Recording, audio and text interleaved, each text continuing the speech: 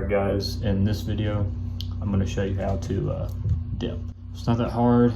What you want to do is before you open the can of dip, you want to pack it. Just like that. You want to get, I like to use my nails to crack it open.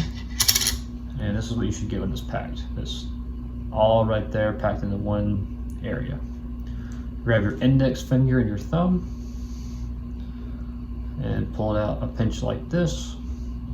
It should all be like packed very well, and then like a little ball, square kind of thing. You just want to do this. And that's how you dip. Let me know if y'all want to know how to smoke in part 2.